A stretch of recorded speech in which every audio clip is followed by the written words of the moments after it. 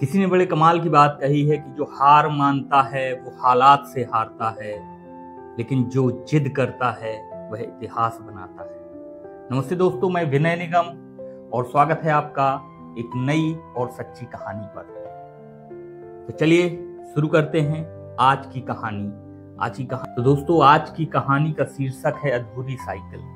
ये एक उस छोटे से बच्चे की कहानी है जिसकी उम्र महज 12 वर्ष है और उसके पास इतने भी पैसे नहीं कि वह साइकिल खरीद सके।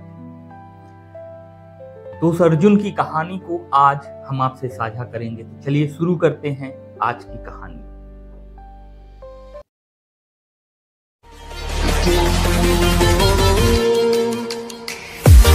एक गांव के एक छोटे से कोने में रहने वाला अर्जुन सिर्फ 12 साल का था।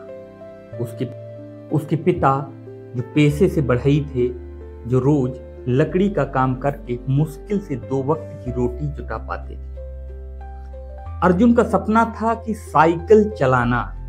वह रोज स्कूल जाते वक्त दूसरे बच्चों को साइकिल पर जाते हुए देखता और आंखों में एक ही ख्वाहिश होती, काश एक दिन मेरे पास भी साइकिल हो। पिता जानते थे बेटी की ख्वाहिश को, लेकिन आर्थिक तंगी उन्हें लाचार कर देती। फिर एक दिन अर्जुन को गांव के ही एक कबाड़ की दुकान के पास एक टूटी फूटी, बिना सीट और बिना चैन वाली पुरानी साइकिल दिखाई। उसकी आंखें चमक उठी।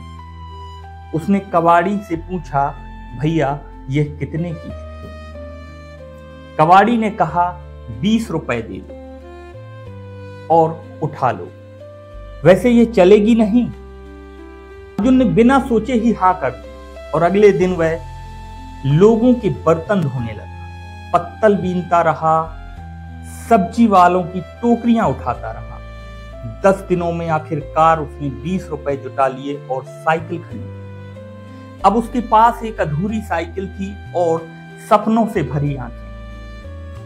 अर्जुन ने खुद पुरानी सीट ढूंढी, रस्सी से उसे बांधा, फिर चैन के लिए पुराने स्क्रैप ढूंढे, टायर में हवा के लिए खुद पाइप बनाया और हफ्तों की मेहनत से साइकिल को चलने लायक बना दिया। फिर एक सुबह गांव के बच्चे स्कूल जा रहे थे। अर्जुन पहली बार अपनी खुद की बनाई साइकिल पर बैठा। टूटी फूटी सही, लेकिन उस दिन उसकी मुस्कान सबसे मजबूत थी। लोगों ने देखा तो हंसे, फिर उसके टीचर ने उसकी आंखें देखी तो टीचर की आंखें भर आई।